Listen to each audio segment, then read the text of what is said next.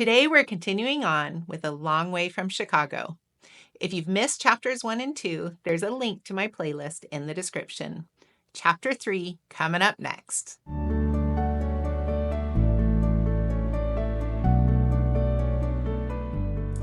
Welcome to Read with Maren, where I bring you fun, wholesome, and inspiring stories that you can share with the whole family. Stay to the end and I'll share with you some of my thoughts, as well as the inevitable blooper or two. If you recall, where we left off in 1930, the Cowgills were causing trouble. Grandma set them straight and brought order back to the town. Let's begin with 1931. A Great Depression had swept over the nation, and we couldn't seem to throw it off. It was still hoovering over us, as the people said. It hadn't bottomed out yet, but it was heading that way. You could see hard times from the window of the Wabash Bluebird. The freight trains on the siding were loaded down with men trying to get from one part of the country to another, looking for work and something to eat. Mary Alice and I watched them as they stood in the open doors of the freight trains. They were walking along the right-of-way, too, with nothing in their hands. Then we got off the train at Grandma's, and a new sign on the platform read, "Drifters, keep moving. This means you." Signed, O.B. Dickerson, Sheriff. But at Grandma's house, it seemed to be business as usual. Mary Alice was still skittish about the old snaggle-toothed tomcat in the cob house. Grandma said if he worried her that much, she ought to use the chamber pot in place of the privy. Chamber pots were under all the beds, and they were handy at night. But Mary Alice wouldn't use hers during the day. She didn't want to climb the stairs just for that, and she didn't want to have to empty it any more than necessary. Being 9, Mary Alice decided to take charge. She carried a broom to the privy to swat at the cat if it gave her any trouble. She was soon back that first afternoon, dragging the broom. Her eyes were watering, and she was holding her nose. "Something died in the cob house," she said. "Nah, it's cheese," said Grandma. "I don't want any," Mary Alice said. "It's not for you." Now that they mentioned it, I could smell something pretty powerful wafting into the kitchen, and I could see the old tomcat from here, stretched out in the yard. The cheese smelled bad enough to gas a cat, but it was no use asking what it was for. We were bound to find out. Grandma's house was the last one in town. Next to the row of glads was a woven wire fence, and on the other side of that, a cornfield. On the first nights, I'd always lay up in bed listening to the husky whisper of the dry August cornfields. Then on the second night, I couldn't hear anything. But this year came the sound of shuffling boots and sometimes a voice. The Wabash tracks that cut the town in two ran along the other side of the road. The sheriff's deputies were out, carrying shotguns, moving the drifters along, so they didn't hang around town and beg for food. From my window, I watched the swaying lanterns, and ahead of them the slumping figures of the drifters, heading for the next town. It was kind of spooky and sad. But it was a short night. At 5 the next morning, Grandma was at the foot of the stairs banging a spoon against the pan. When we got down to the kitchen, we found her in a pair of men's overalls, stuffed into some gumboots. She couldn't go outside in overalls, so she had pulled a wash dress on over them and an apron on top of that. Crowning it all was her gardening hat. She anchored it with a veil to keep the mosquitoes away and tied it under her chins. She looked like a moving mountain. Mary Alice couldn't believe the overalls. "Keeps off the chiggers. We're going fishing." I looked around for the rods and reels, or at least some bamboo poles, but I didn't see anything. "It's just one thing after another in town," Grandma declared. "We wasn't over Decoration Day before it was the 4th of July. Then come the old settlers' picnic. You can hardly get down the street for the crowds, and the dust never settles. I need me a day off and some peace and quiet." Fresh from the Chicago loop, Mary Alice and I traded glances. We didn't linger over breakfast because of the smell. The cheese was on the back porch now in a gunny sack. It began to dawn on me that it was the kind of cheese that catfish consider a delicacy. Grandma was ready to go, and when she was ready, you'd better be. "Let's get on the road," she said, taking a last look around the kitchen. Douse the fire and hide the axe and skillet. We blinked. Just a saying, Grandma said, a country saying. I was a country girl, you know. She carried the gunny sack of cheese herself, tied it to the end of a tree limb hitched up on her shoulder. I was in charge of the picnic hamper, and it took all I had to lift it. I looked inside. Half the hamper was home-canned fruit, tomatoes and pickled peaches. The other half was vegetables from her garden, snap beans, 4 turnips, a cabbage.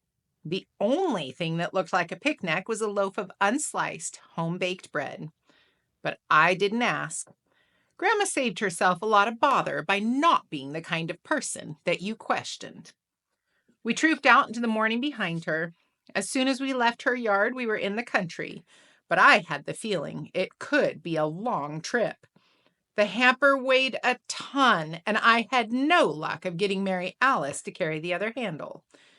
We were well covered against chiggers, and the day was already too hot. Mary Alice preferred skirts, but she had on her play suit with the long pants. Being 11, I was way too old for shorts anyway, so I had on my jeans. We marched behind Grandma, and it wasn't too bad until the sun came up over the tassels on the corn. We ate the dust of the road for a mile or so. Of course, being a city boy, I didn't know what a mile was, but it felt like a mile. At a stand of timber, we veered across the pasture. Watch your step, Grandma said. Cow pies aplenty. We were making for Salt Creek, and pretty soon the trees along that creek began to show in the horizon. But they were like a mirage that kept its distance. Fine. We came to a barbed wire fence with a sign on it. No trespassing whatsoever. No fishing, nothing. Private property of Piatt County Rod and Gun Club. Signed, O.B. Dickerson, Sheriff. Lift that wire so I can skin under, Grandma said.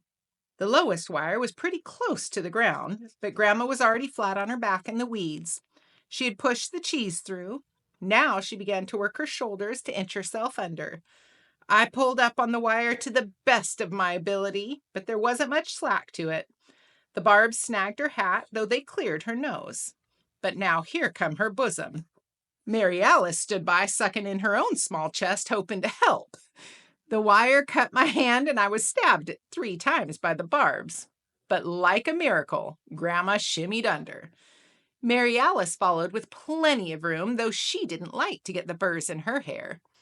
Being a boy, I climbed the wires and pivoted over on the fence post, on the heel of my wounded hand. I dragged the hamper through, and now we were in forbidden territory. It all looked overgrown and deserted to me, but Grandma, speaking low, said, "Hush up from here on, and just keep behind me."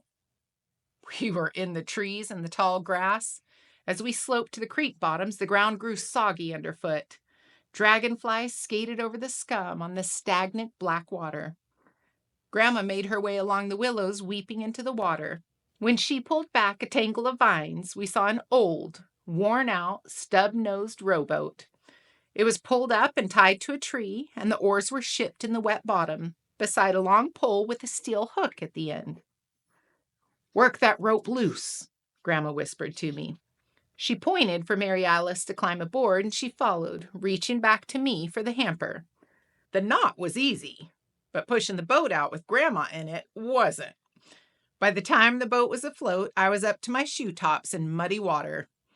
I never thought for a minute that this was Grandma's boat, but she was one expert rower. She had the oars in the locks, and they pulled the water with hardly a ripple. She turned us and rowed along the bank under the low-hanging limbs. We were on our way somewhere, quiet in the morning. I was in the back of the boat, lolling, my mind drifting. Then I got the scare of my life. A low limb writhed and looped. I caught a quick glimpse of the sliding scales and an evil eye and maybe a fang. Then an enormous snake dropped into the boat. It just missed Grandma's lap and fell hissing between her and me. The last thing I saw was this thing, thick as a tire, snapping into a coil. When I came to, we were tied up to a sapling, and Grandma was crouched over me. She was applying a rag wet with the creek water to my forehead. Mary Alice was behind her, looking round-eyed at me. "You fainted, Joey," she accused. "Boys don't faint. I passed out, and it was probably mostly the heat. Sunstroke, maybe." Then I remembered the snake and grabbed up my knees. "Never mind," Grandma said. "It's gone. It was harmless. Good size, but harmless. There's cottonmouths around, though, so I'd keep my hands in the boat if I were you." "It was swell," Mary Alice said. "It was king. You should have seen how Grandma grabbed it by its tail and snapped it just once and broke its neck." "It was all neck, if you asked me." "Then she hauled it off and flung it way out in the water." Mary Alice went on relentlessly. "Grandma's something with snakes. You should have seen." Okay, I muttered. Grandma stifled a rare smile. I suspected that she had no high opinion of the bravery of the male sex, and I hadn't done anything to change her mind. Why wasn't Mary Alice the one who had done the fainting? It bothered me on and off for years. We were underway again, me keeping a sharp eye on the low-hanging limbs. I recovered from everything but embarrassment, and Grandma was rowing out from the bank. Now she was putting up the oars and standing in the boat. It rocked dangerously, though she planted her big boots as wide as the sides allowed. She reached down for the long rod with the hook on the end. Glancing briefly into the brown water, she plunged the rod into the creek. It hit something, and she began to pull the rod back up, hand over hand. She was weaving to keep her balance and tipping the boat. I wanted to hang on to the sides, but pictured a cottonmouth rearing up and sinking its fangs into my hand. Something broke the surface of the creek, something on a chain that Grandma had hooked. It was bigger than the picnic hamper and looked like an orange crate streaming with water. And inside, whipping tails and general writhing. I thought of cottonmouths and ducked, but they were catfish, mad as hornets, who had been drawn by Grandma's terrible cheese. She heaved in the crate and unlatched the top. In the bottom of the boat was a wire and net contraption that expanded as she filled it with flailing fish. A catfish is the ugliest thing with gills, and even Mary Alice drew her feet back. Grandma kept at it, bent over double in the boat. She was busy as a bird dog, one of her favorite sayings. When all the catfish were in the net, flopping their last in the bottom of the boat, she took the new cheese out of the gunny sack and stuck it in the crate. "Grandma, how did you remember where it was?" I asked, amazed. "You couldn't see it, but you snagged it with a hook right off." "Remembered where I sunk it," she said briefly. Now she was lowering the empty crate, baited with cheese, back into the water. Except it wasn't a crate. It was a fish trap. Where we went in Wisconsin to fish, using a fish trap carried a $5 fine. "Grandma," I said, "is trapping fish legal in this state?" "If it was," she said, "we wouldn't have to be so quiet." "What's the fine?" "Nothing if you don't get caught. Anyhow, it's not my boat." Which was an example of the way Grandma reasoned. "Them critters love that cheese," she said fondly as the trap sank from view. She bent over the side to try and wash the smell off her hands, nearly swamping the boat. Soon we were gliding gently downstream, Grandma rowing easily. The catfish were at her feet, flopping less now. My brain buzzed. Dad was a dedicated fisherman. He tied his own flies. He was a member of the Conservation Club. What if he knew his own mother ran an illegal fish trap? Brewing home beer was one thing, because the Prohibition law only profited the bootleggers. But we were talking about good sportsmanship here. I noticed Mary Alice's eyes on me. She was watching me around Grandma's rowing arm, and she was reading my mind. It was then that we decided never to tell Dad. You could say one thing for Grandma's method. You got all your fishing done at once. It wasn't later than 8 o'clock, and maybe we had gotten away with it. It seemed to me we ought to have brought some poles along, and a can of worms, considering our catch. But I thought maybe things would settle down now, and we could have a quiet day in the country that Grandma wanted. Then we heard singing. I almost jumped out of the boat. It felt as if we three were alone in the world. And now this singing warbled up from around the bend, like a bad barbershop quartet with extra voices chiming in. Camptown ladies, sing this song, doo-dah. Grandma nudged the boat into the bank just where the creek began to bend. Through the undergrowth, we saw a ramshackle building on the far bank. Above the porch was a sign with a plank with the words burnt in, Rod and Gun Club. A row of empty whiskey bottles stood on the porch rail, and from behind them came the singing. Bet my money on the bobtail nag, somebody bet on the hay.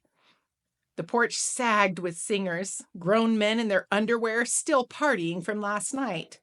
Old guys in real droopy underwear. It was a grisly sight, and Mary Alice's eyes bugged. I wasn't sure she ought to be seeing this. They were waving bottles and trying to dance. I didn't know what they'd do next. Grandma was fascinated. As we watched, a skinny old guy with a deputy's badge pinned on his long john stepped forth and was real sick over the rail into the water. Earl T. Askew, Grandma muttered, president of the Chamber of Commerce. But now a fat old geezer in the droopiest drawers and nothing else pulled himself up onto the porch rail. Bottles toppled into the water as he stood barefoot on the rail, teetering back and forth, while others behind him roared, "Whoa, whoa! Shut up a minute," he roared back at him, "and I'll sing you a good song."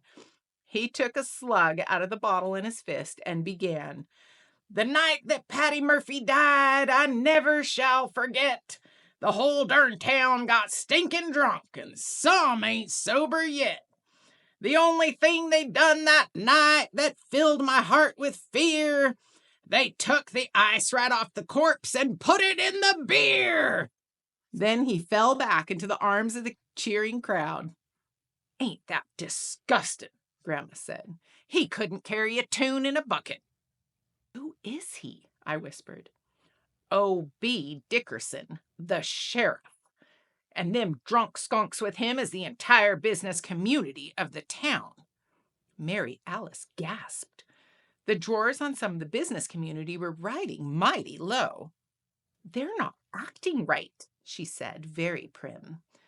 "Men in a bunch never do," Grandma said. They were tight enough to fight, too, and we were on their private property.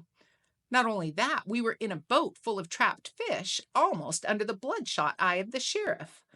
I thought it was time to head upstream as fast as Grandma could row. But no, she jammed an oar into the bank to push us off. Then she began rowing around the bend. My heart stopped. The full chorus was singing again, louder as we got nearer. "Sweet Adeline, old pal of mine." The Rod and Gun Club came into view, and so did we. Mary Alice was perched on the bow. Grandma was rowing steady, and I was on the stern, wondering if the fish showed. It took the drunks on the porch a moment to focus on us. We were sailing right past them now, smooth as silk, big as life. They saw us. We're going to pause there for now. I love reading about Grandma Dowdel and all the new adventures that she brings the kids on. If there's one thing that we can say for her, she's not a lazy person. She's willing to work hard. And I look forward to finding out why all that catfish is in the boat, where she's rowing to, and what we'll discover when we pick up next. Remember, always look for the good in the world. And if you can't find it, create it yourself. We'll see you next time. Chapter 3 coming up next. Okay, got it. I did good at the beginning. A long way from Chicago, Chapter 3. There's a link in the description below. I'm trying, but I'm trying to remember everything. I know, it's a lot. No, today we continue. Okay. Ooh, continuing. Okay. Okay. Where I bring you fun. Okay. I hope we get it the first time.